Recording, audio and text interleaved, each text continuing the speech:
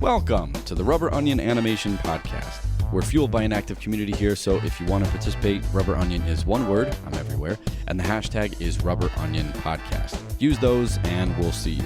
Everything else you can find on the website. I'm animator Stephen Brooks. I'm the Rubber Onion. My co-host is fellow animator Rob Yulfo. This is a review episode. Let's do this. I'm Don Bluth. I'm Harry Partridge. Hi, I'm Tom Moore, teenage superhero. My name's Adam Phillips. This is Robert Valley. And I'm in no way doing a forced plug. No, sorry. I won't say that. Definitely go for that. And you're listening to...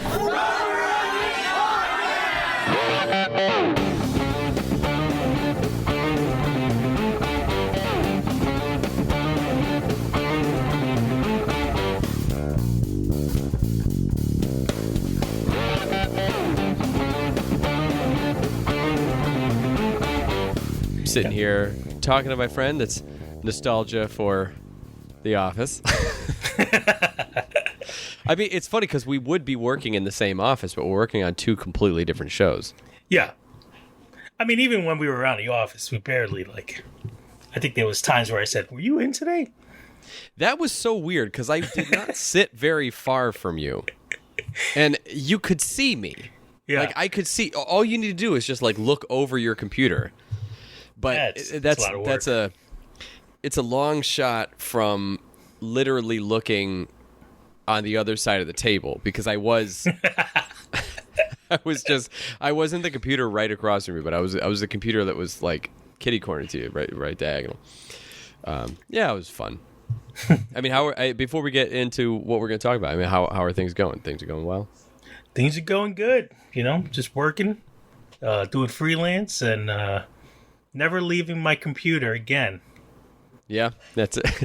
I have said this many times. I honestly don't think I would be able to. I definitely know I wouldn't be able to pull the hours that I'm pulling now if I had to go into Manhattan to do it and then come back. I don't think I'd be able to do that.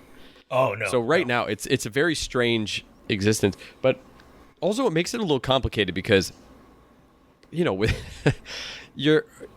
so my hours are always on anyway, but I think just in general, it's just kind of assumed that you're always on. And it's funny because we had to figure this thing out of having people when they say they're going to lunch to in their on Slack on their name to put an icon that's like a sandwich that shows that you're out to lunch. And I didn't know anybody else did that until you told me. When we recorded our last episode, you're like, "Oh wait, hold on, let me just put it on Slack that I'm out to lunch." And I was like, "Oh, they do that too. That's funny." Well, I think I just started doing that. Well, I saw a couple of people do it, but I didn't know how to do it, and I figured out. And then I spent maybe 20 minutes trying to say, do I say getting food? Do I say lunch? Do I just say lunch? Or how do I phrase this? I'm Googling ways to say out to lunch. It's just say out to lunch or just for lunch. It's fine. Yeah. You could say munchies. You could say... No, but then they think I'm getting stoned on the job. Well, you could just say munch then. Muncha. Isn't that how they say it in Italy? Manja. Muncha. Muncha. Major munches. I want to read one thing here, which is the premise of the show that we're going to talk about.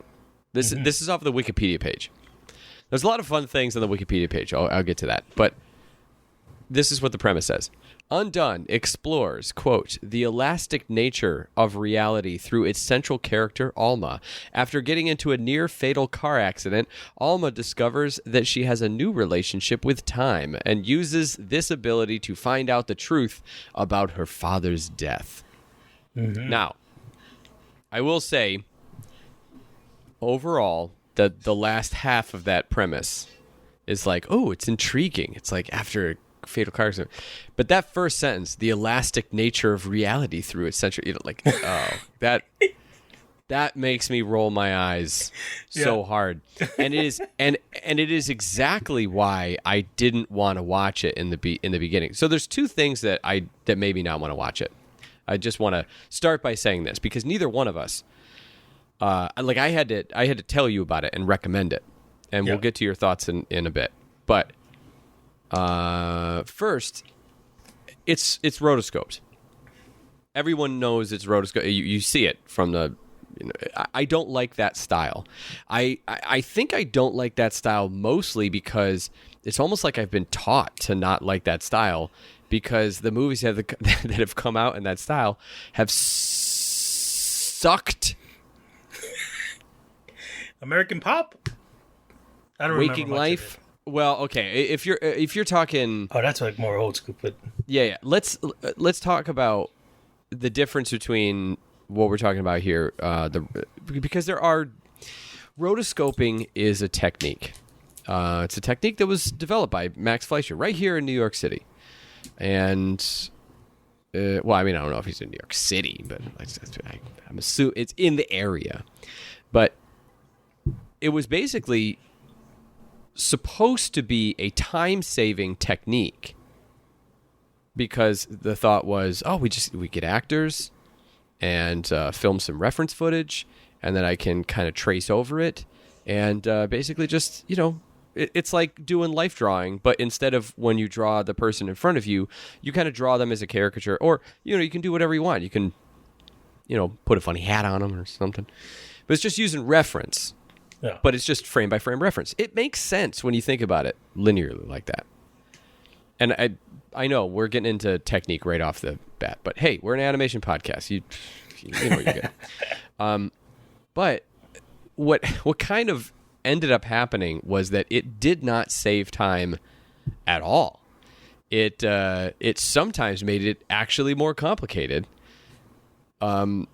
The multitude of reasons. The main reason being that if you're being that kind of accurate with the motion and you're following a real-time type of motion, it takes a little bit more effort for you to kind of transcribe each one of those frames into a drawing for your character or in your style, and make sure that all the arcs work, make sure there's not a lot of line boil, make sure it doesn't look like Waking Life.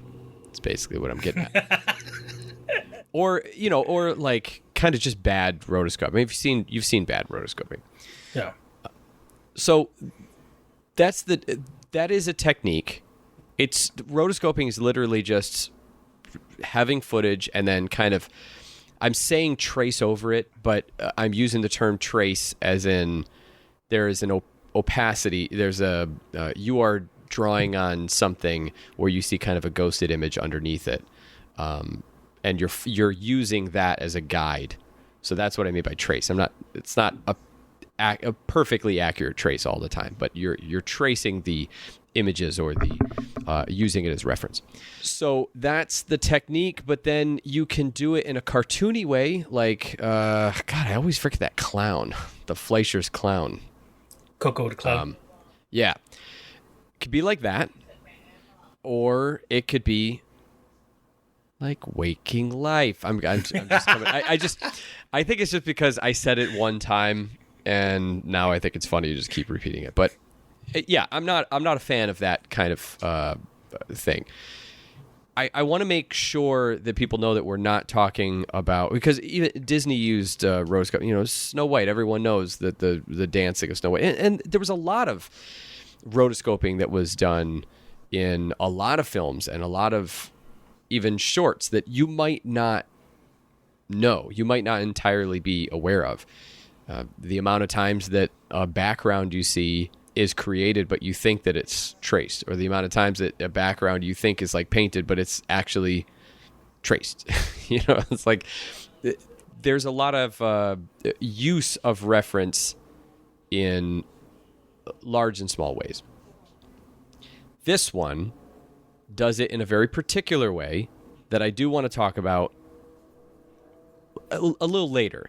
But you can't ignore, especially as animators, you can't ignore the technology aspect of it and the style aspect of it, because that is the first thing you see.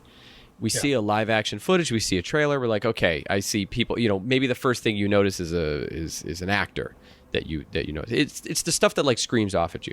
But screams out at you, jumps off the page at you, screams off at you is how I merge those together. But you see the trailer for Undone and you go, okay, I see this style. I know what this is. But you don't really know what it is because everyone's got a kind of different way that they're doing rotoscope because not a lot of people do this kind of thing. So I just wanted to say that. It was the thing that stopped me from watching it because I don't like the style.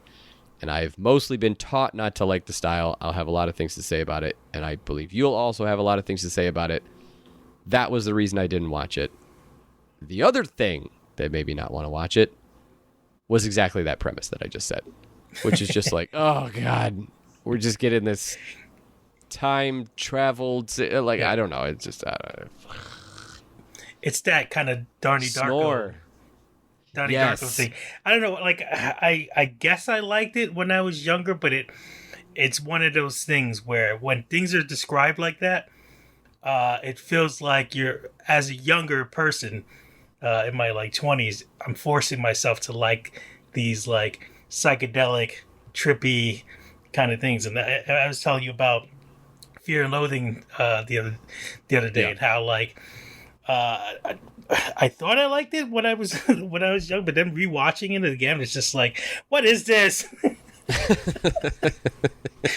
Get your act together. I don't know whether I'm just old now and that stuff doesn't wow me as much anymore. But well, that's the strange thing is that I don't know if it was. I mean, obviously, some of it is in the time. You know, some of it is based on if it's the first time you've seen something, or if it's first time you've seen something, or the first time like everyone's seen something. If it happens to be that all your friends around you are talking about a certain thing, but it also, I think, when we talk about our younger selves and now, I mean, we're not old. We are mature, but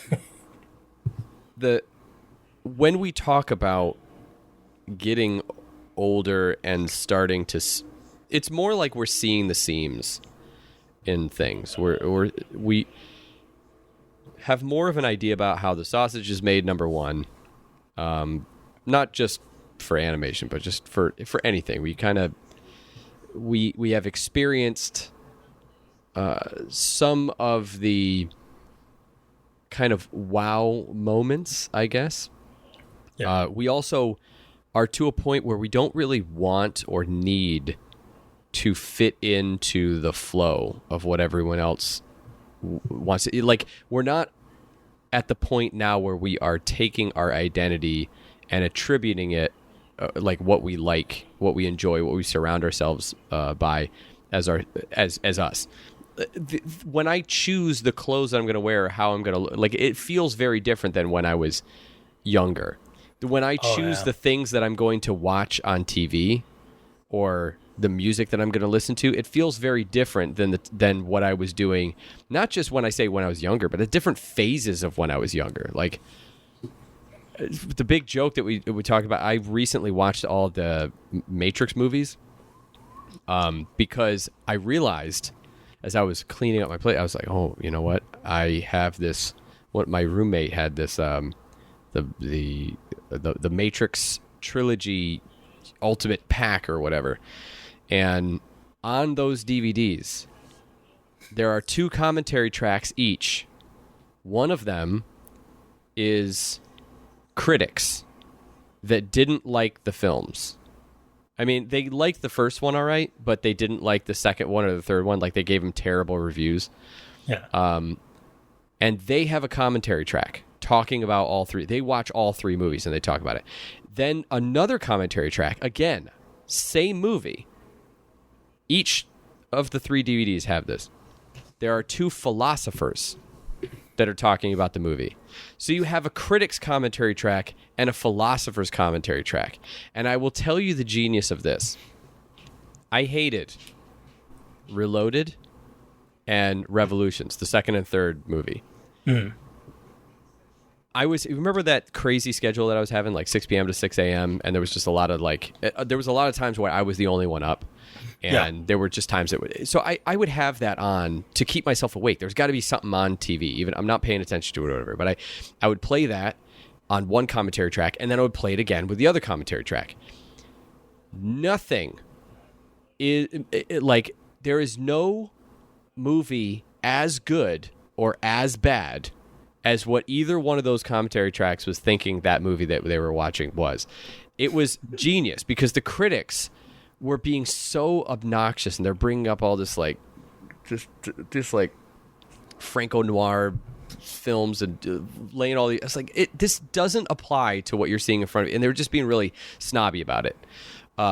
Then you have the philosophers who are just talking nonsense. I mean, they'll look at one scene and they'll say, "Oh, it's amazing." They're using all these big words that I'm like, "Great, good work on the verbiage. You're very verbose, and that's fantastic." However, in one scene, you're talking about one area of philosophy and one idea of philosophy, and in the next scene, you're talking about this being a metaphor for this other type of philosophy that is contradictory to the one that you just said.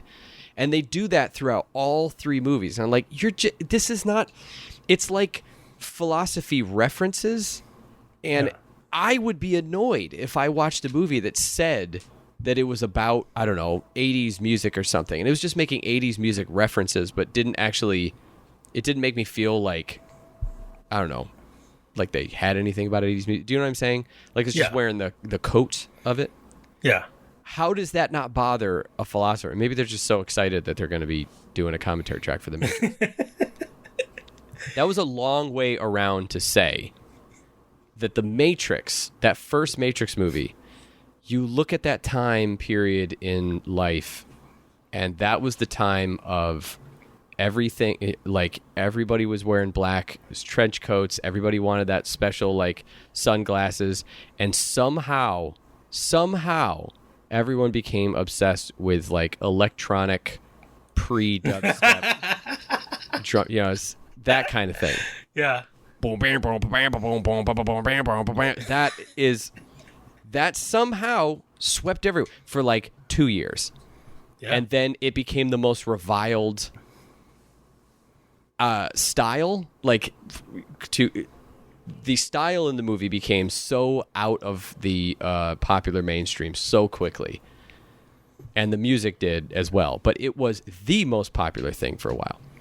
Oh, my point about bringing that up is what's that? Oh yeah, it's going with the flow type of thing. Like you are young and you want to be a part of something, and so you feel like if everyone is watching this, it's not like you're doing it on purpose. You just kind of want to be a part of something, and if you feel like what's cool. What's cool is like psychedelic stuff. What's cool is this. What's cool is, that's how you identify. That's what you want to be. And then you just start absorbing that stuff because you think it's surrounding yourself with these things are going to make you this person. And that's not really the way it happens. So when you get older, you're just like, yeah, I know that's not the way that life works. And I don't actually really enjoy this stuff. So when you grow up and you realize, oh, the Boondock Saints is a pile of shit. But everyone thought it was like, so cool. Yeah. So clearly we're going to be swearing on this episode. That's Steer's review for the Boondock Saints. Clearly, it's a pile of shit. Okay, I monologued for a lot there, but I obviously had a lot of thoughts about why I didn't watch it to begin with. That about sum up your feelings? Yeah. And, okay. I've just seen ads for it, and when I saw the ads for it, I was like, oh, that looks cool. But it wasn't anything that was gonna, I don't know, it really drove me to get to the point of, like, clicking that play button and watching it. Right. What did get you to the point to click the play button and watch it? You tell me to watch it. I did. On the show, I told you to watch it. Yeah. So the real thing, it's one season so far. It's 8 episodes. They're about a half an hour each. You can knock it out in like on a Saturday. You just 4 hours on a Saturday. You could just watch the whole thing. I split it up into 2. I watched it. I watched about half of it one day, and then I watched the other half the other day. And I think it was probably episode 1 I liked all right. Episode 2 has this whole sequence in it that I loved. I thought it was I was okay. Well, there's your style. That's why you're using this, and I get it. I get why you're doing this this type of setup. And then as the time kind of went on, obviously the story is the thing that's taken hold, and I became interested. Not necessarily in the story, which is funny. It's not like I was interested necessarily in the plot and how it was unfolding. I was more interested in, is what she is experiencing really happening or not? And that stuff interests me. I like that because essentially it makes me pay attention more because I want to figure it out before they give it away. Or if they don't give it away, I want to be able to form my own opinion about like what is real and what is not. Now, in doing that, I feel like they were very successful in the mission statement of it, which is, why are you so focused on if it is real or if it is not? Is what they are experiencing, does that matter more or less than if what is happening is actually happening? If she remembers the things that may or may not have happened and it impacts her, does it matter if they happened or not? These are interesting things. They are a little, late night weed hunt, but I think that's the kind of stuff that sometimes bothers me, is especially for a series, because I remember being really into Mr. Robot, the first season, and it kind of goes the same direction where you don't know whether the people he's talking to or the interactions that he's doing is real, and later on you find out. Wait. Are you spoiling another show while we're reviewing this one? No, I wasn't going to say exactly what happened. I was going to say you find out later on what's it all about. Oh, yeah, okay. All right. At the end of the first season. And then I feel like once the second season came, they kind of backed themselves up in the corner. But, however, if something like this kind of leaves you going in circles for a series, you get kind of tired of like a movie format. You know that at the end of the movie, everything's going to be wrapped up, and knowing that who knows how many seasons this can last. Did you finish season 1? No. Right. Okay. So you can't really use that as an argument because you don't know how season 1 ended. What you're saying is you don't have confidence that the show is going to give you a satisfying ending. I explicitly told you that I really liked the ending of season 1. Yeah. And you have decided that that is not good enough, and you do not have confidence that the time that you are investing is going to pay off. Now, that's fine. This isn't something that you're interested in all that much, because it can be, it can be kind of annoying. But there are some things that happen that I think it uses the situation really wisely, I think. The characters themselves, if I met them in real life, I wouldn't like them because they're just self-destructive, and it's everyone's self-destructive in TV and movie, and like everyone I think in life is just a little bit self-destructive. It's just somehow it's become this weird cool badge of honor to be like, oh, I'm so self-destructive, I'm so cool in every way, and the only reason I have any problems is because I do it to myself. It's like, oh, get over you, like, fuck you. Yeah. Everyone's got problems, and you know what, maybe you're not self-destructive, maybe you're just not as good or as smart as you think you are, but that has become the cool thing. It's a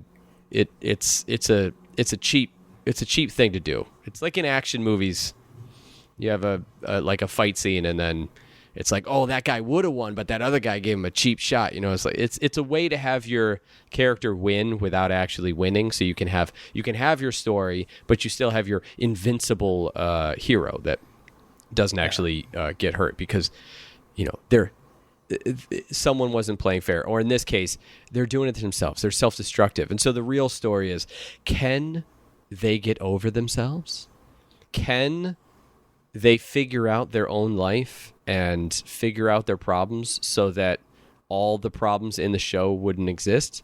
Like, basically, you're looking at the most annoying part of their life. This happens so often in TV, and it's exhausting.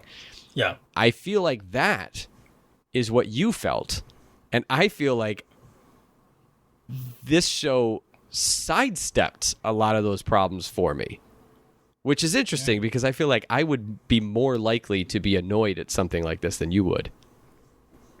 Yeah, I'm surprised that I got kind of annoyed, but I feel like I just seen this story played out so many times. Not only the self-destructive attitude of the character, but also the envy of the sibling, and just like the whole direction it was going was just like, I know all these people already. I've Right. seen this somewhere else, and it just kind of like, I felt just like I was, I hate to, I don't want to come across as someone who needs to see action or needs the horror movie to start with horror immediately, but I wasn't invested enough in the characters. So then I was just like, all right, well, let's just get weird. And I do enjoy the weird stuff.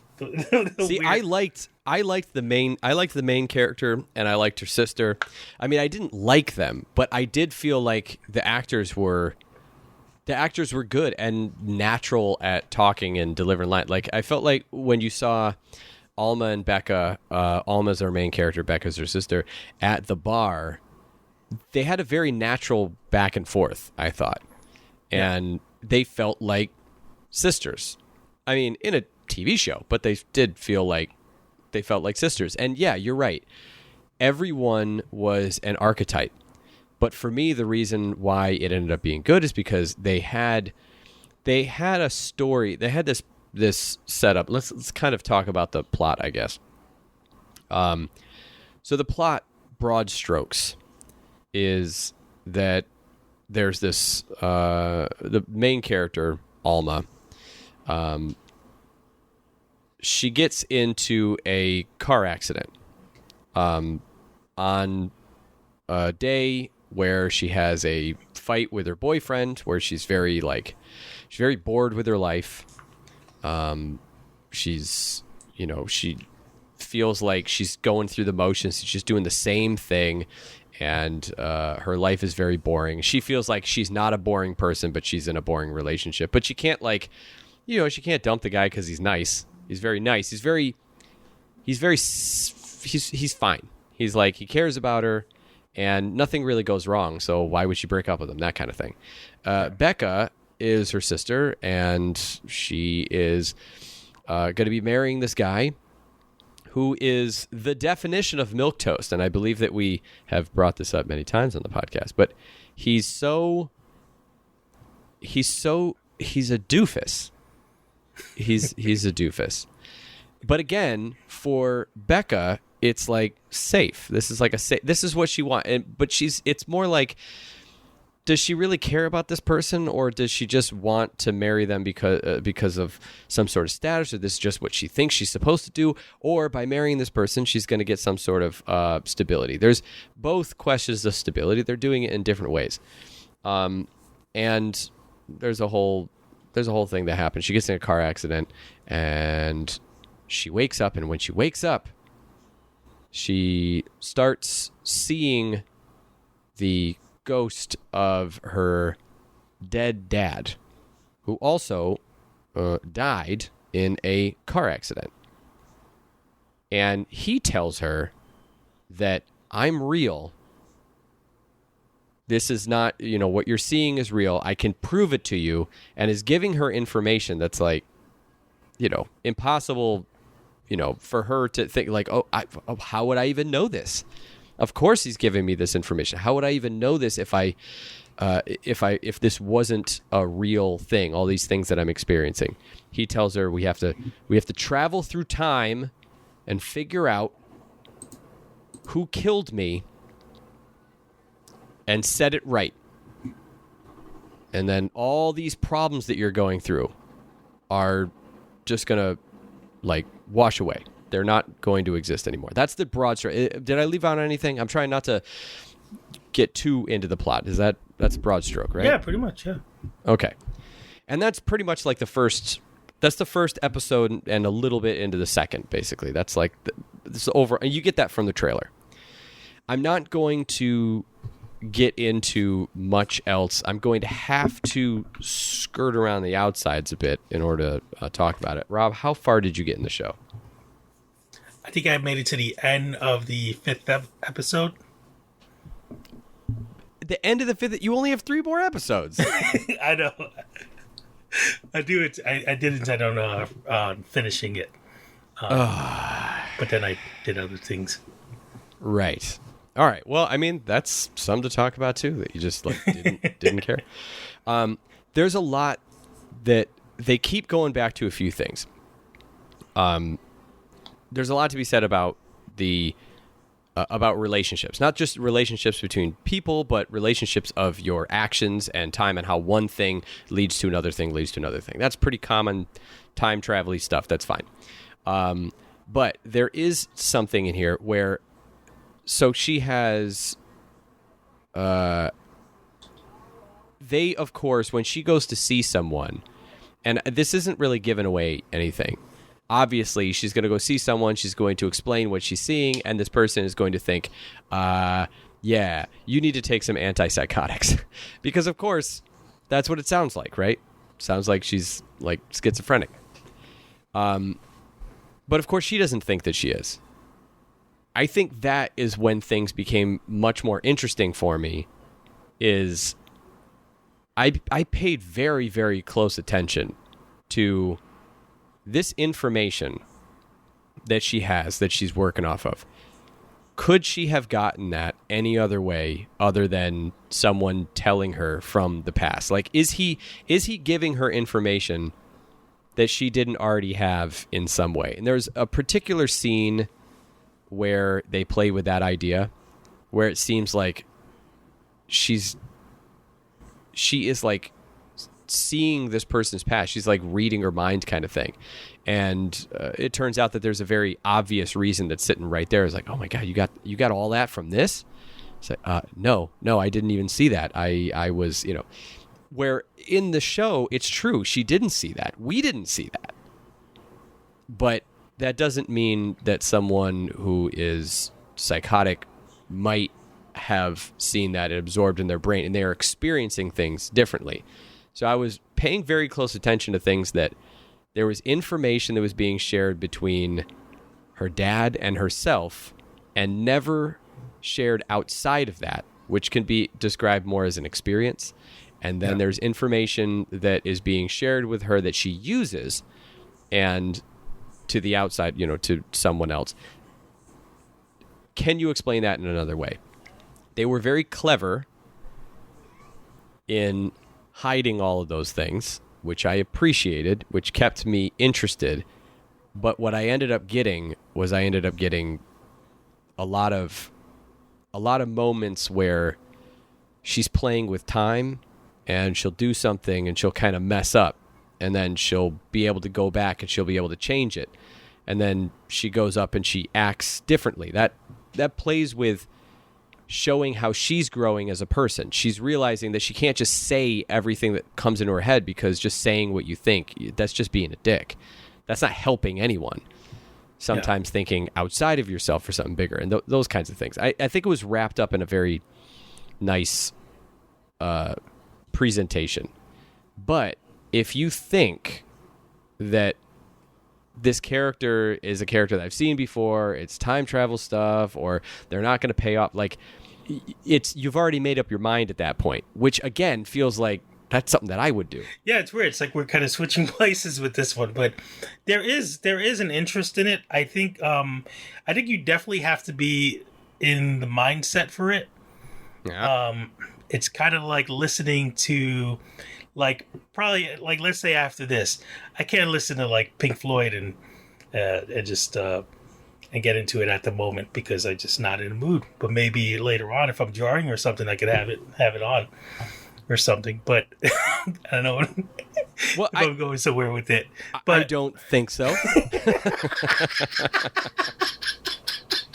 But I definitely think under a certain mood and timing it better, if I maybe rewatch this, there's something I can see, that I could value from it. But I do like, there are aspects about it that I enjoyed. All right, let's talk about that then. What did Yeah. you like? Because I already kind of know that the things.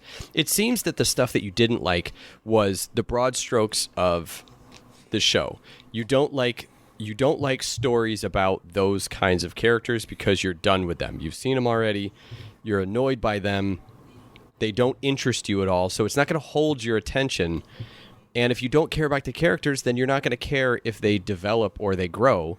And that developing and growing is the thing that allows you to understand what the meaning of the show is, like what they're trying to show as far as what does the show have to say about relationships with people in time and yada yada yada. Yeah. You don't have an opportunity to see that because they have not done their job to reel you in. They did it for me. They didn't do it for you. But what did you like? Well, it's not. Yeah, it's not necessarily like that. That format is just something I'm over with. But I don't know, something about these characters in particular. What I like. Wait. Oh, actually, explain that more. What do you mean? Okay. Well, just like, I don't know. I feel like maybe the tone and the way the direction was, I didn't like, and I feel like the mood in general. I feel like maybe under a different direction or something. I could have been a little more interested. I know that I like a lot of dream stuff. Like I think Michelle Gondry does that really well, and stuff like that. And I feel like, Boy, I was getting such Eternal Sunshine vibes from this. yeah, And you don't feel that? I don't, because there are several things. I know the mom's from the George Lopez show, and that distracted me. She's George Lopez's wife. Okay. And like, I didn't really like the relationship between her and her sister. I do like her relationship with the father, Bob Odenkirk. Well, you just like Bob Odenkirk. That's true. That is the first thing you said. It was like, oh, like Ghost Bob Odenkirk. Like I could see that. What did I never said? Did I say that? Yes, you did. Oh God. I wish like a piano fell on me right after that. But I think I liked what I do like is that there are moments where because it feels like it goes from a Channel 11 soap opera kind of thing to maybe a horror movie. I don't know. I think Horror movie. yeah, there are horror aspects to it. Just like glimpses that she sees in her head from other characters. I don't really see horror. Thriller, maybe. Okay, yeah, let's say thriller. But they work it well with the, and I understand why they're using rotoscope to have that the crazy, when things get crazy, it makes sense with it. I'm trying not to talk more about. I'm trying to talk less about the technical and the art style and more about. That's the okay. story, We can flow. I think they're married together, so I mean it's okay if. I was just curious. I mean, if you don't like the relationship between her and her sister, that's a bigger storyline, obviously. So, what about her and her boyfriend? they're just like, you know. And I guess maybe that's what they're trying to do. Right. I guess they're trying to make you feel like her a little bit. And I guess, but there's things like, all right, again, this is something that happens like right in the beginning, but like they get in a fight and they break up, and she goes into a coma and she doesn't remember that they broke up, and he's like, you know, he's still around. He's still there. And like it's not really clear. It's not really clear if they broke up or not. It's kind of hazy in their conversations and stuff like that. But the point is, obviously there has to be a reckoning there. Like as she starts to remember more stuff, eventually she's gonna remember that fight that happened right before she goes into a coma that she would forget.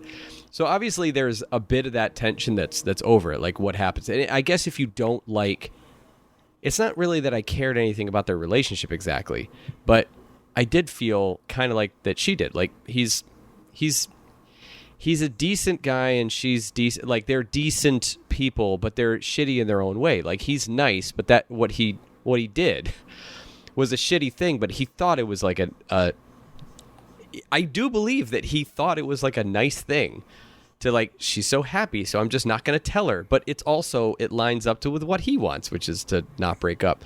And her, she's a bit more like outwardly on the surface shitty sometimes, but she's also decent. It's just like under something. So they're like the same person. It's kind of like her and Becca. They're the same person. They're doing the same things. It's just how they're reacting to the world around them and what they're doing. So I guess for you, it doesn't really, like, you didn't want to see the result of that. You didn't want to see, like, can they resolve it? Can they not? Will they? And if they do or they don't, what is the show saying? I think it did have something to say about the nice guy syndrome, which is, a real thing. Yeah. I mean, I did find it funny, her interacting with her sister's fiance, Oh, but, yeah. I think one of my more favorite quotes was, "What is golf o'clock anyway?" It's like, golf o'clock. You know what time it is. It's like, what time is golf o'clock? What was his? I can't even remember his name. What was his name again? I don't know. But if it's Chad, then it's 2 on the nose. It's Reed. Reed Hollingsworth. See, and that's another kind of character trope that I feel like he's definitely the most cartoony. Like, he's the most cartoony caricature. He's the guy that's he's not horrible, but like in the movie, another guy, like, I don't know, let's say Richard Gere or something comes in and the girl falls in love with that guy, and then Well, see, that's a trope that I don't think they really did. Well, he seems like that kind of character. He does seem like that kind of character. He's not terrible. Again, he's nice. He's just a doofus, and they're totally wrong for each other as far as we know when we first meet them. The question is Alma thinks that she knows Becca. Becca thinks that Alma is completely missing what their relationship is. The question is, who's right? And we're getting all these things. We're getting all these like views back in time to, when Alma was younger. Alma and Becca were younger. See, that stuff I really liked. It's kind of the format of this. It's like diving into someone's memories and diving into someone's thought process. It's an indie film about all the people that you hate, all these tropes, all these people that you're saying is like it. So I think that's the thing, is that on the surface, that's what it is. It's an indie film basically that is about this. It's about a sister and a relationship with her sister who's getting married to this doofy guy, but also herself is in a relationship with a guy who's nice enough, but she feels bored, and her mom is a bit more straight-laced, and she just wants what's best for both of her daughters and just doesn't understand why they can't just get their shit together. It's that kind of thing that's going on, and it could have very easily been just a low-budget live-action indie film, an indie project. But by doing it this way and by throwing in this part, which I appreciated, was like, is she going crazy or is this sci-fi? You don't really know which one you're watching throughout the length of it. So for me, if I'm going to be annoyed, I'm like, it would annoy me so much if this were sci-fi, because I don't want that right now. Or if you're like, oh, I kind of want it to be this other thing because it's a nice twist or whatever. It's about experiences, but at least it keeps the movie grounded, where there's not actual time travel, right? It's that nothing's actually changing. It's just someone's perception. I preferred that side of things than I did the sci-fi side of things. So I was looking more for this other stuff, right?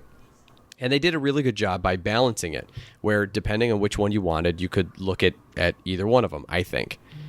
And it was written, I think, very purposefully in that way. But there were certain moments, like if she couldn't hold on to reality, she couldn't grasp onto reality. And there were times where, if she's thinking about time travel, okay, then she might lose her grip on reality and go diving off into memories or whatever. I would imagine that's probably what would happen. Someone who's having a psychotic break or delusion, that something's happening and you're losing your grip on reality and just kind of. So there's a moment where she's kind of panicking, and then all of a sudden it's like the whole world was in a car accident, and she kind of goes flying forward, and the whole background behind her and all the books off the shelf and everything, they go flying forward in this slow motion thing, and then she's flying back into her memories, and that stuff I thought was done very effectively. Oh yeah, definitely. There are moments going where in and out of her memory. They kind of put you in that state of mind where you're in a deep dream, and you're just as confused, and visually things like that happen. So I feel like they do capture the dream world very well. Yes, but it's less dreamlike and more a dream about a memory, because it's not like she's walking down the street and then she sees, I don't know, like a giant teddy bear. It's like, hello, Alma. I swear to you, before you even said teddy bear, I automatically pictured a giant teddy bear walking down the street. You would not believe the expression that was just on his face just now. He actually threw his hands up and his jaw dropped. Hey everyone, Stephen Brooks here, cutting into my own show to let you know that this episode is supported by listeners like you on patreon.com/rubberonion. If you like what you get from this show, you see value in it and want to keep it going, consider becoming a patron and get basically everything related to the podcast early and or exclusive, including our new Podcastimation, which you get to see a full month early. It's like a subscription, but you get to pick the amount. The more you give, the more you get. The show can go on. Patreon.com/rubberonion. Check it out. As always, thanks for listening, and let's all meet up back at the forum on rubberonion.com. I'll see you there. I said teddy bear. You said teddy bear. You were very excited. We are, what do you call it? Simpatico. I wasn't going to say that, but yeah. On the same wavelength. Okay. I was going to say in sync. In sync? Did you say in sync because you didn't want to say in sync? Is in sync is trademark? Yeah. I don't want to get sued. I know. In sync is the knockoff group. It's a memory thing. I thought that stuff was really good. And even if you think about it in terms of not really a psychotic break or in time travel, if you just imagine how your mind goes to one memory, and then once that memory kind of reminds you of something else, then this other one comes busting through that memory, and that's why I was getting very Sunshine of the Spotless Mind. That's why I was getting strong vibes of that, because that's also about exploring those kind of memories and how you'll be in one and then another one will kind of encroach on it, and sometimes you'll leave the one that you're in, or sometimes you'll still be in the one that you're in and you'll just kind of see another one that pops in, or you'll experience a little bit of that other one, but you're still in the one that you're in. I think the visual style worked really well. The question is, I guess, I've kind of made my case on that, and I don't. Do you have anything else to say about that? Because I was going to move on to another topic. I didn't want to cut you off. Story-wise, no. Yeah. Okay. So the question is, I think it uses that the style well. You seem to think it uses the style well to that point. You don't like the story, but when it does the crazier stuff, when it uses the medium itself to go into those dream sequences, as you say, or the memory sequences, the time traveling psychedelic or psychological. Yeah, things. But I do feel like the rotoscope works, and the it works for what they're trying to do. But when nothing's happening, and the rotoscope to me gets a little distracting, and in a way where I feel like they're doing rotoscope over the character, but then they lower the opacity too much, where you can see the actor.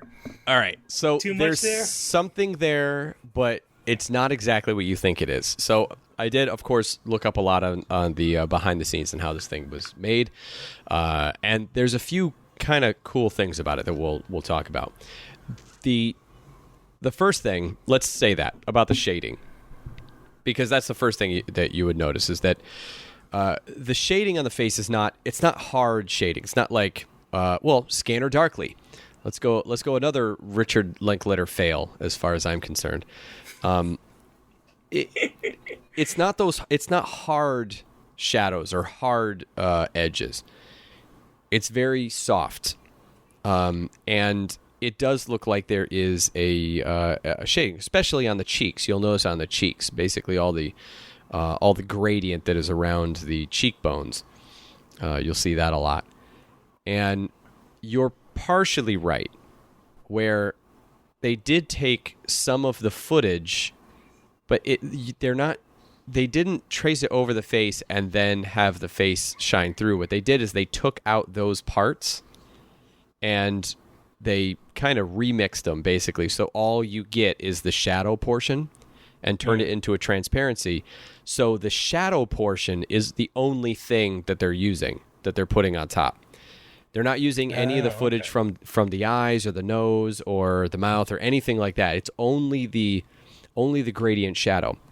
Now, the reason that they did that is, it's kind of many-fold.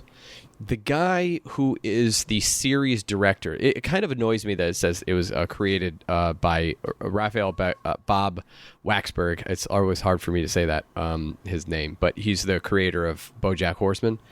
The only reason is just because the guy who directed it, Hisco Hulsing,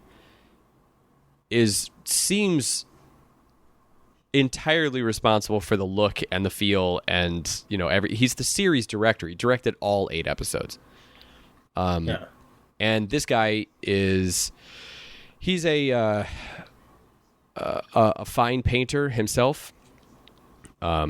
And it was very important to him that instead of having real backgrounds or instead of having kind of computerized backgrounds, that all of the backgrounds and all the elements were painted. And they actually are painted with oil paints by a team of like professional painters who went to a kind of school that he was running, I guess, to teach them how to paint in his style, so that, or at least the style that he has adapted to the show that he wanted to do, so that everyone's paintings would look very similar. Then they had to figure out through the modeling and the compositing for some things, like when you have a camera moving or when you have elements that are flying across the room, they had to do things like model a chair, and then essentially they would paint the chair to get the idea of what it would look like, and then say, okay, paint that texture on the top as a square, paint this thing as a rectangle, paint this thing as a rectangle, and basically break it up into the parts so that you could map it onto this 3D thing. So it was all painted, and not painted like in Canvas or whatever, not painted in the computer, but painted on canvas. Canvas was a program, painted on canvas, like real canvas, and then brought into the program. So he went through great pains to make sure that the backgrounds were painted. It's funny because if I did not know that, I mean, I would look at them and be like, it looks maybe like a paint filter or something, because I'm not really paying that close attention to the background because they're so good. Which kind of leads me to something that, like, sometimes if you're too good at something, you have to dumb it down a little bit. You have to bring it back. Otherwise, people aren't going to know all the effort that you put in to those backgrounds. But anyway, so it starts That's there. exactly my strategy whenever we do the podcast. You could bring it back up a little bit. So the point about doing those shadows is that, of course, they have to do that thing where they have to make it look like it lives in the world, right? They have to make it look like it lives in these backgrounds. Well, how do you do that? You need some sort of shading. You need some sort of... And how do you do that not just in a rotoscope thing, but it's a show, man. Like, the budget, we have to talk at least about the fact that this is streaming on Amazon Prime. I'm not saying that it is a low budget. I don't know what the budget is. It had to be, at least be a decent budget. But if you think about, I wonder. I think the cast, the people who actually did this, I think the team is under 100 and probably a lot under 100 in terms of compositors, animators, modelers, painters, I think, and special effects artists. I think that team, that the one who's taking it to as far as the animation portion, not the set, not the people who build the sets and filming and everything, but just the art portion. I think that's probably under 100. That's it's a very small team, and you have 4 hours of content to do. And there's a lot going on. And it's very talk heavy. And it has to be the same style throughout. I do not begrudge them for using that shortcut, because it's very much a shortcut, by using that shaded area on the face to put over the thing. I noticed the same thing you did. And I was like, the first thing I thought was, that's a little cheap. But then the other thought was like, well, I am watching a show on Amazon Prime. I mean, if you think about where you are and what you're watching and the fact that it's a show, it's incredible. I mean, it really is incredible what they did. And I'm assuming that the budget was not anywhere near something like, I don't know, Scanner Darkly. That's my new one that I'm gonna. My new one that I'm gonna hit on. Yeah. Oh, definitely. I knew the backgrounds were not just the same, like where they're just tracing over something, right? And that was pretty unique. But there are like a lot of background characters that look like they just had a filter over it and called it a day. And I was just kind of like, I kind of wish they went, all the way with this. And I know, like, it is time consuming to spend too much time rotoscoping people in the background. Are you talking about the first episode when they're in the bar? Yeah. Yeah. Okay. They reminded me, I think I told you this in the message. I said they reminded me of like a, what was the game system I said? Dreamcast. Like Dreamcast, whenever they use like live action. I believe you actually said Dreamcase, Dreamcase, but yes. Oh, did you? That was my phone. That's it. But and that kind of like, I saw that just kind of like disappointed me a bit. I was just like, oh, they kind of like, but there are, there's also like style wise, oddly enough, reminds me of like maybe like a drug commercial, not drugs, like PSA drugs, but like take this prescription. Tell your doctor about pharmaceuticals. Yeah, there you go. And that's not really necessarily a bad thing, because sometimes you see commercial work that you're just like, I wonder how would that look as a a show, But I feel like they had their moments, and I'm sure this is the case, where like they spent a little more time and budget on certain scenes than the others. Well, of course, and I think to be honest. So I'm not saying that that's not legit. That is legit. Because if you're going to do something like this and you're going to make it look super realistic, and you're going to say that these are all like painted backgrounds and we spent all this time and everything, there's a bit of cachet that you get for doing that. So when you do throw in something that doesn't look up to that level, it does cheapen the rest of it. But I think that criticism, while valid, sucks when you have things like Dragon Ball Z and like there's a ton of people who love it, and I don't think I've seen an entire episode, and I'm sure that it's good, I'm sure that it's fun, but there are some times where I look at it and just go, this is lazy. But I'm sure they have to put out like a million things. And I remember one of my friends said, like, don't worry about it, don't worry, just wait until the fight scene. I was like, yeah, I saw the fight scene. I was like, there's maybe 40 drawings here, and it's just looped over and over again. That's not entirely true, but it felt like, I don't know why people were talking. Then you look at something like Korra, like Legend of Korra, and just go, this is a movie. Like, this is an animated movie that I'm watching. That is a show. That's a show that I think, even when they were walking around, even when they weren't doing much, even the background characters, that's a show that had a very consistent look and a consistent style all the way through. And it just went from being good animation for most of it, and then they would do like some really expressive things like, oh, that's really fun. That's a really fun animated thing. And then they would have their fight scenes and your brain would explode. So I get that is definitely a criticism. And there are people who love Korra just as much as they love Dragon Ball Z. And the styles are not similar at all. And I would look at something like Korra and go, that is incredible. And I look at something like Dragon Ball Z and go, that is garbage. Now, I don't actually say it's garbage, but like I'm saying that when I look at it, I go, this is not pleasing to my eye. And I'm not interested in the story. Sorry. Once I started talking about Dragon Ball Z, I was like, I gotta do this because it's fun. It's the fast food of anime. I don't know. Is that a thing? Is that a thing that people say? Nope. Okay. I mean, I don't know if that's true. Like, I don't really know much about it. I only know what I've seen. I'm trying to make a point.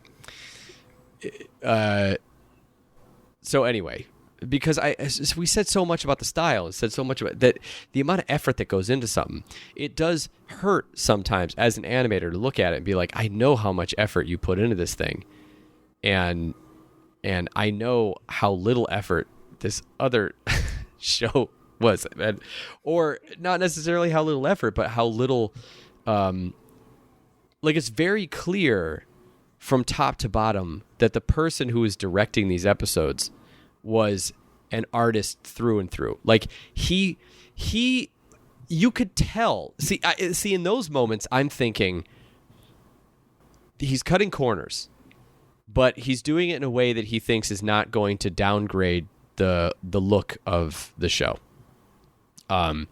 He may have been wrong in a few cases, or we may just be, very astute viewers, let's say, where we pick out stuff like that, where other viewers may not pick things out like that. Yeah. But if you're given a certain time, and you're given a certain budget, and you're given, like, we're not given but you're given a story, you have to figure out many things. You have to figure out what style can we accomplish? What size team can I hire that will do this thing in the budget and the time that is needed to live up to that style? That is an incredible balancing act that you need to make. So I don't know if he naturally has a very organized or workflow planning kind of thing, but he definitely seems like very art driven. So it may have just been one of those things that he was really trying to rise to the occasion and make sure that this thing looked as good as humanly possible. So I don't know. Yeah. I think that's what happens in my brain. I look at something like that and I feel simpatico with this guy, where I just feel like I feel your pain. I feel like what you were going through. And man, he succeeded in almost everything as far as I'm concerned. But I'm not saying that I didn't notice the things that you noticed. I'm just saying that they didn't bother me. Those things were, I feel like, in the appropriate times. They're talking at a bar. I don't think you need to go all out. No. I think where it mattered, they really put the effort in. Yes. So I understand. It didn't take me away from it as much as just like, I was just like, like I already like didn't have interest, and then like seeing that, I was just like, oh no, that doesn't look. If I told you that this place had the best burgers in the world, you're like, I was literally just gonna go over there and have a burger that I like and that I know, and I'm like, yeah, but you have to try these. You got to walk for like a half an hour down there. You got to trust me. It's really good over there. All right, fine. And you're looking at the place that you want to go. There's no line, and you see the sign that says $5. He says it's the best burger. I'm going to go over and I'm going to get the burger. As soon as you get there, it's a half an hour walk in there. There's a line of like 20 people here, but all right, I'm still giving it a shot. You stand in line, an annoying person talking in front of you like, oh my God, there's no one behind me. I could just leave now. And then you get a little closer and you see, oh God, it's $15 for a burger. Like, you're already not sold on it. Yeah. And everything you're seeing is like, ugh, but that annoys me and that annoys me. Where one thing, probably not a problem. Now, if your favorite place that had your favorite burger had 20 people, you probably wouldn't really care. Because you've already given a shot. You already know what it is. You're not going to give a shot to something new. That they have to bring you in. This happened to us many times with bars. It's happened many times with a lot of things. Just gonna go to my usual favorite bar. Yeah, hey, let's go to this thing. I think I'll go. It is. It's hard. It's hard recommending something to you, but I mean, you're a good case study for recommending things to people, because you're a hard person to, but. That's also where this kind of comes in, that I mean, there are things that you liked about it, but it didn't do what was needed for you to like it and enjoy it.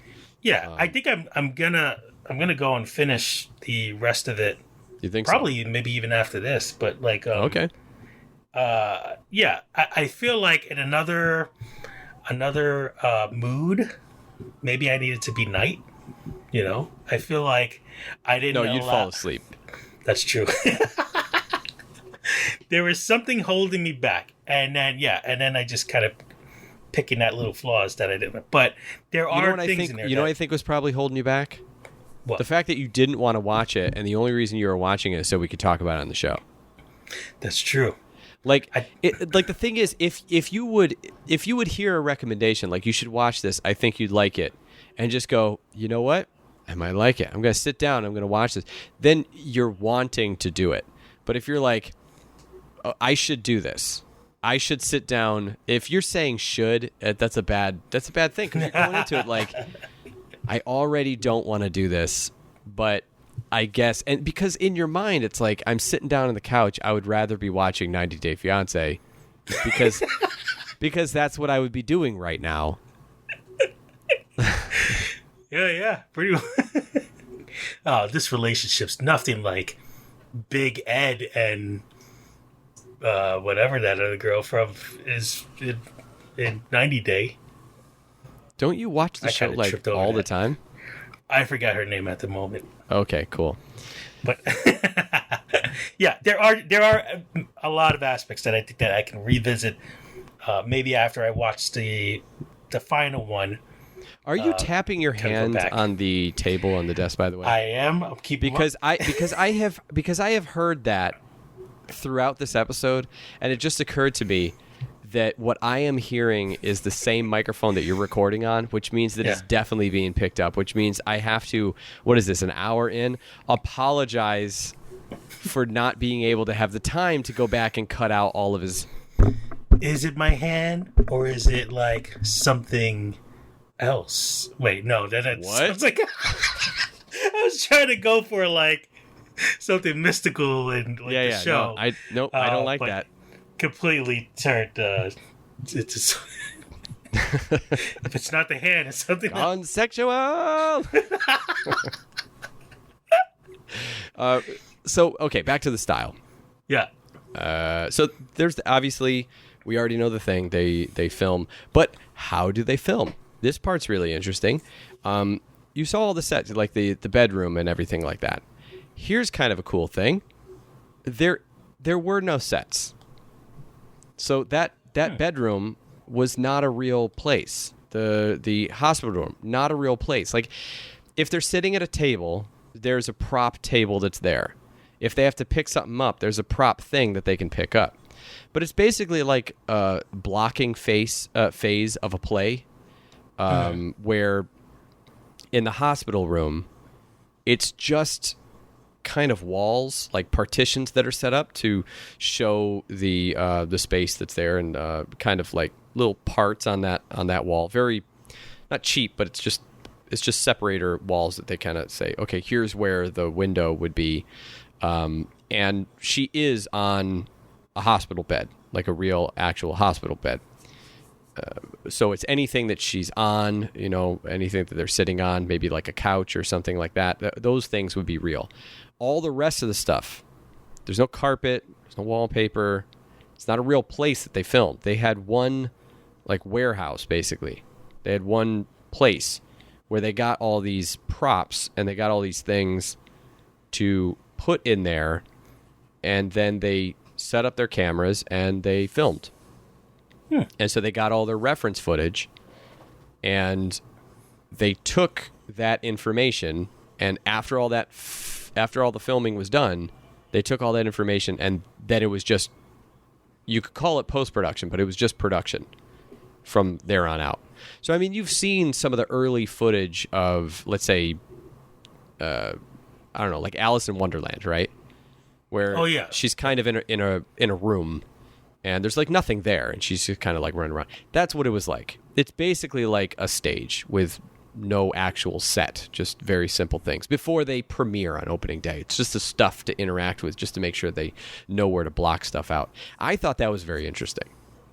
Yeah, because it looked like it looked like a real place. Like I was like, they must have gone to a place. They must have gone to a home. They must have set up a thing and filmed it, and then just painted different places in the rooms.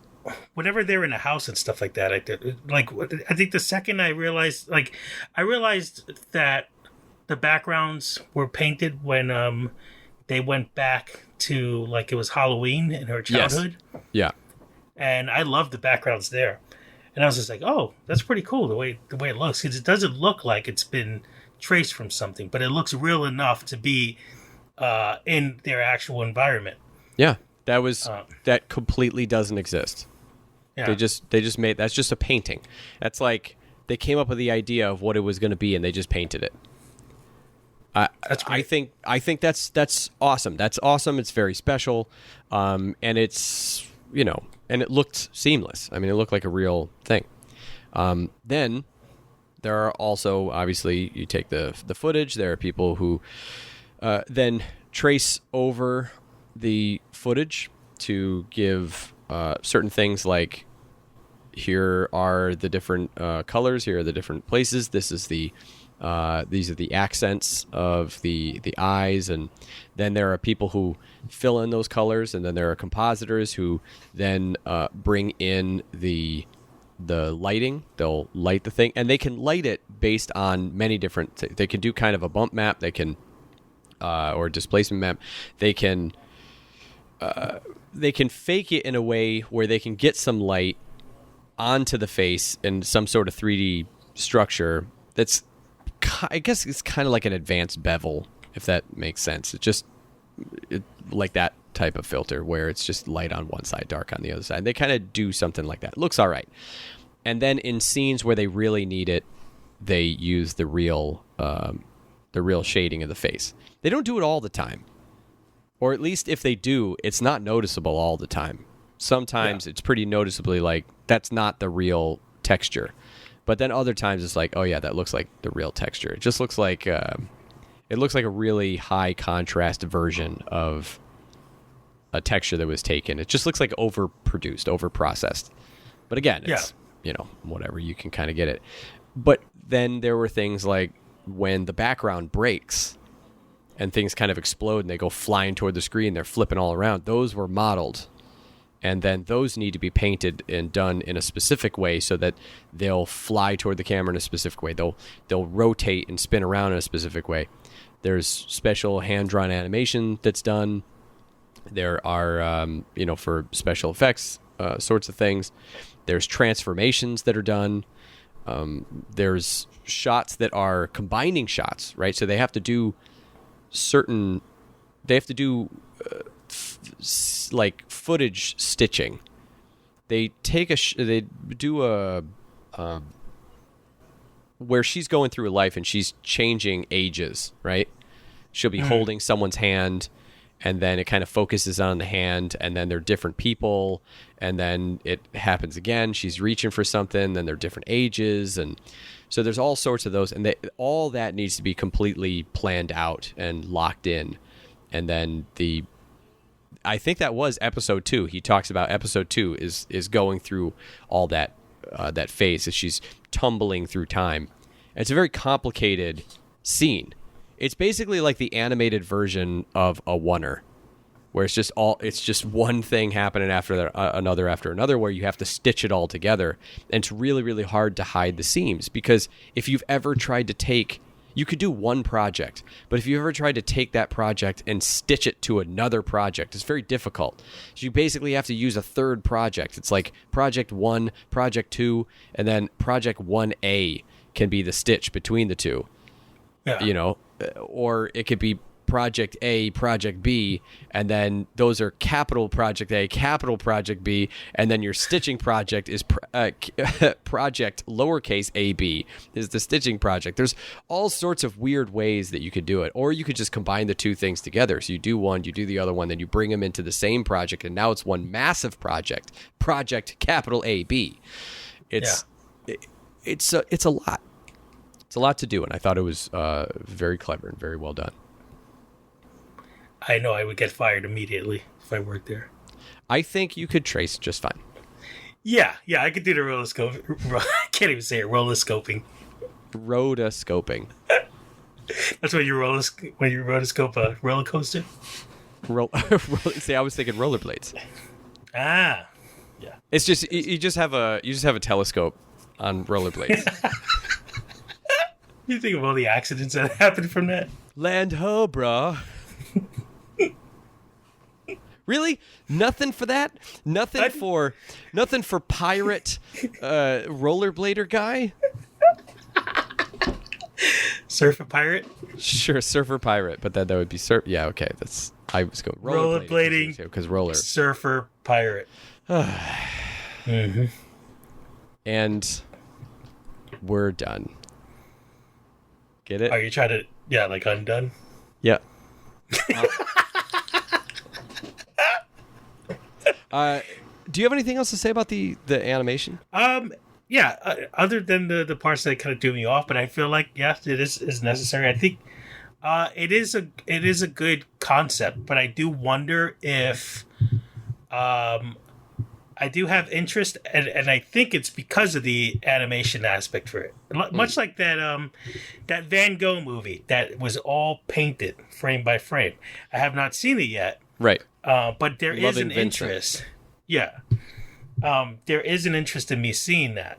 But if it was just a live action movie about Van Gogh, I just fast forward to the ear chopping and then see if I wonder, would this hold up? Where if it was just live action and then any kind of weird fun moment was then animated, Oh, I see what you're saying. Okay, so no, I don't think so, because then it is a very clear transition to, we're in crazy time now. Okay, so let's give this an example. She's in the hospital bed, right? She sees someone come into the room. They say something. They start to leave. She says something to them. She turns over. She looks out the window. She turns back over. She sees someone else. This is an actual scene in the film, or in the movie. In the movie, I said film, movie. I meant TV show. It feels that way.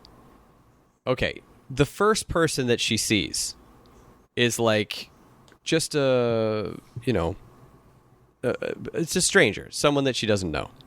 The second person that she sees is someone that she knows. We find out later that the first person that she saw was actually someone that she knew, but she didn't recognize because she's like just coming out of her haze or whatever.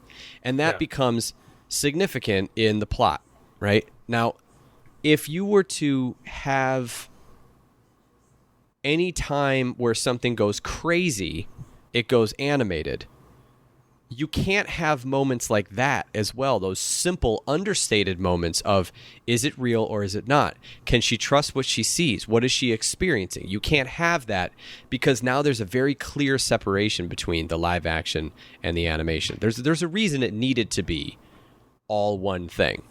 So the other thing is her story. So you're seeing through her eyes, and she's just looking at the world like,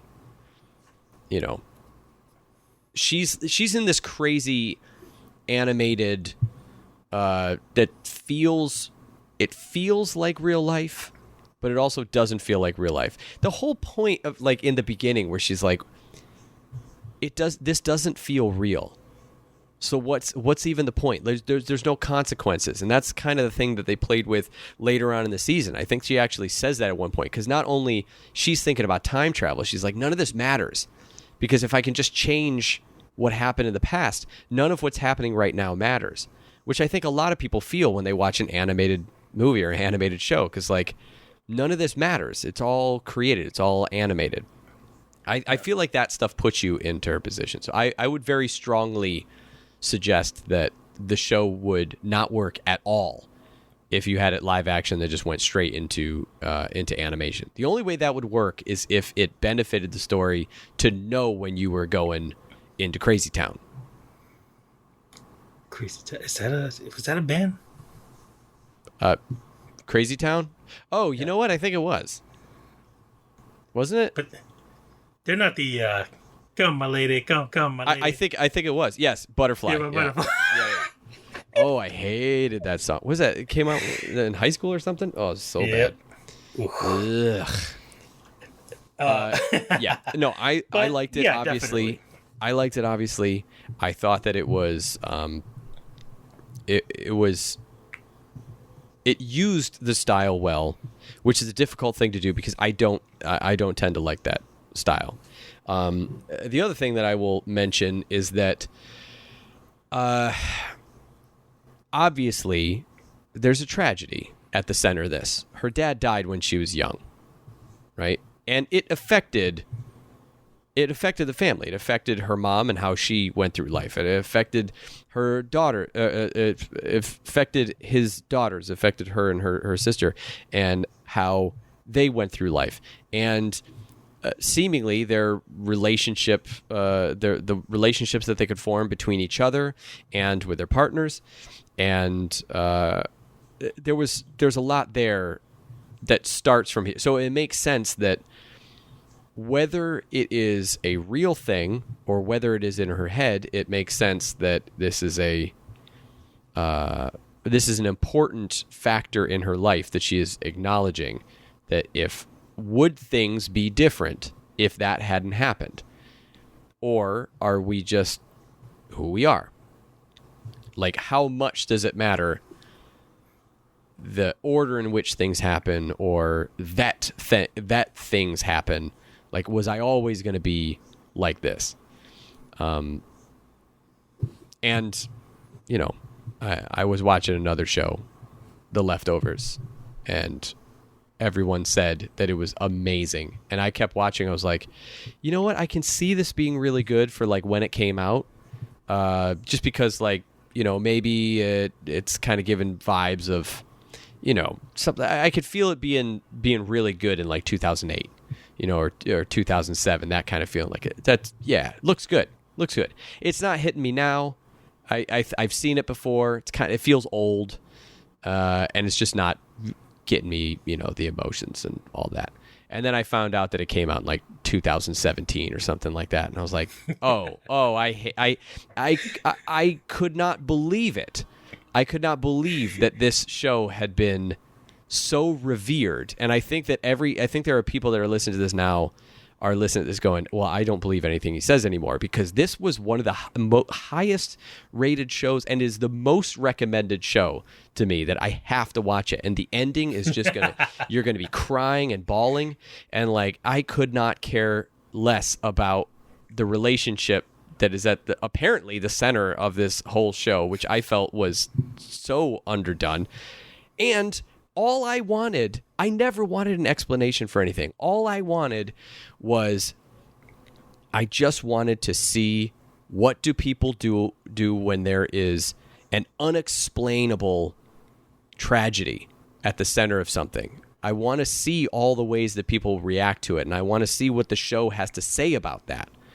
And so that's my review of Undone, is that it gave me everything that I wanted from what I thought I was going to get in The Leftovers, in exploring the inner workings and the thought processes and the feelings of someone, and the way that they relate to the world and the way they relate to themselves, and deal with their own memories and their own trauma, without mucking it up in a world of like, are they going to explain it? Are they not going to explain it? Like, to me, at a point, I didn't care. I don't want them to tell me if it's real time travel or if, this is all in her head. I don't want to know.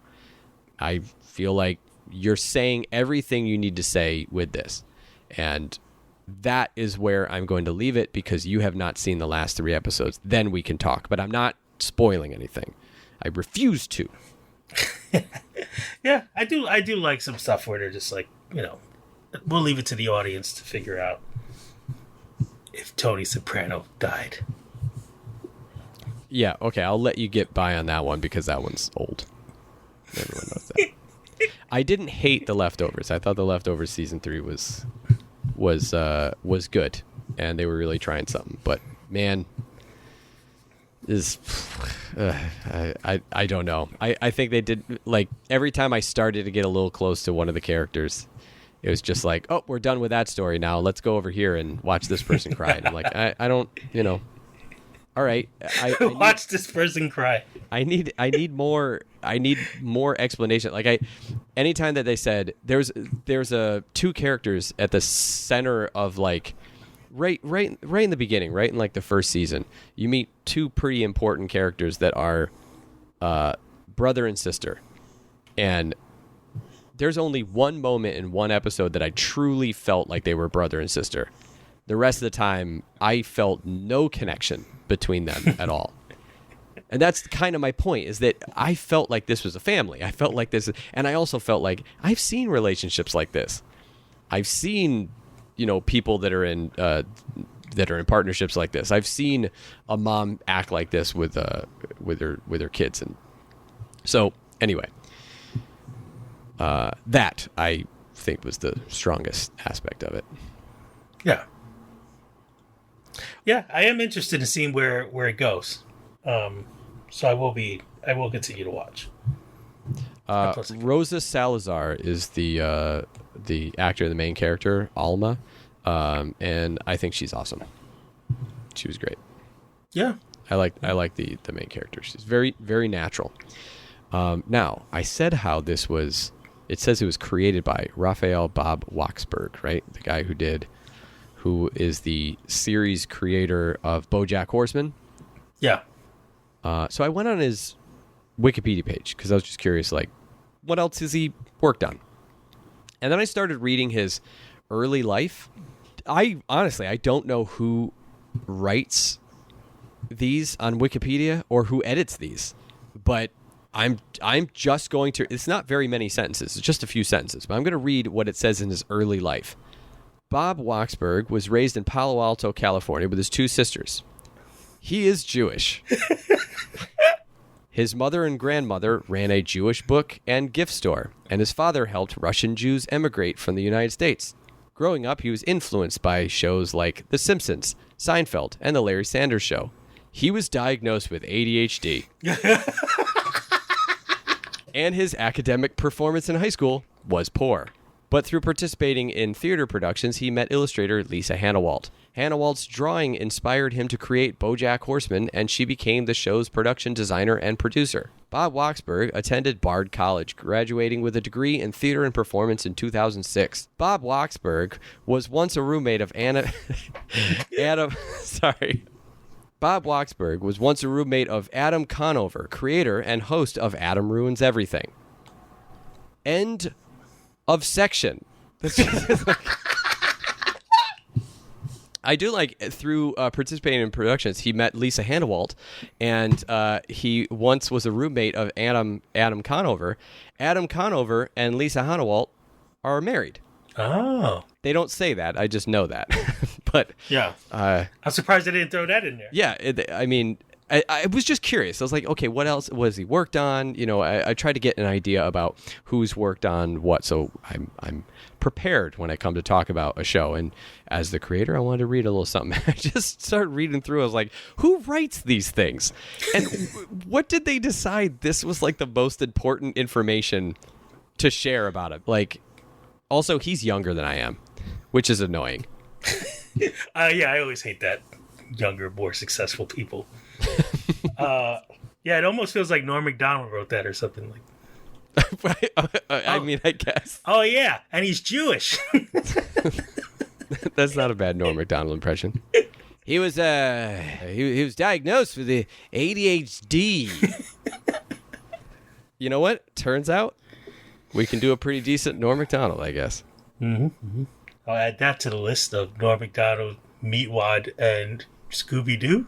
Sure. All right. Well, I don't have anything else to say about Undone. I highly recommend it. It's on Amazon Prime, so if you got it, it's a quick 4-hour watch. And hey, if you disagreed with me, I mean, we got some comment fodder now. I mean, basically, it's kind of like, who do you like more? Do you like me or do you like Rob more? Because that's really what this is about, right? Isn't what it's all about, man? It's what it's all about. It's what I always say. Like, I don't. It doesn't sound like you hated it. It sounds like you just didn't want to. It didn't grab you. It didn't engage you. You didn't want to. You didn't really want to continue watching it. Yeah. It's not enough to where you were disliked. You hated it, but there wasn't anything that you felt would have grabbed you if I hadn't told you watch it. You probably wouldn't have watched 5 episodes if it wasn't like you knew we were going to talk about it.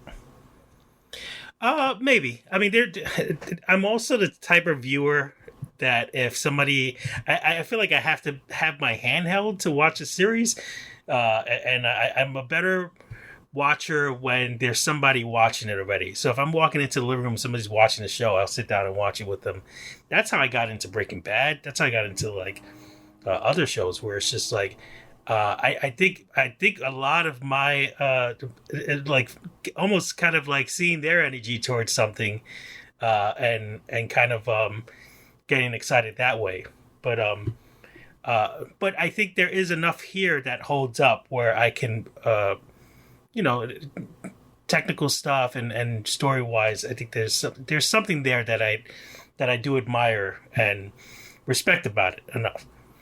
So respect about it enough. Respect enough, but not let's not get crazy. Sure. I'm not sure if it's going to get a second season. I think it is or has the potential to do it, but on Rotten Tomatoes it has 98% of 53 critic ratings that are positive, an average rating of 8.12 out of 10. Yeah. So yeah, Metacritic has it 86 out of 100, and the website's critical consensus on Rotten Tomatoes says a kaleidoscopic existential crisis. Undone bends the rules of space, time, and rotoscoping to weave a beautifully surreal tapestry that is at once fantastical and utterly relatable. The only thing that I have to say about that is, how are you bending the rules of rotoscoping? but whatever. They just wanted to throw that word in there. Yeah. It's like, I learned a new word today, so I'm gonna say it. All right, stay in your lane. If it doesn't make a second season, what do you think like an article headline would be for it? I mean, are you setting me up? Yep. Season 2 of Undone was canceled. Yep, that's exactly what they'll say. It's factual.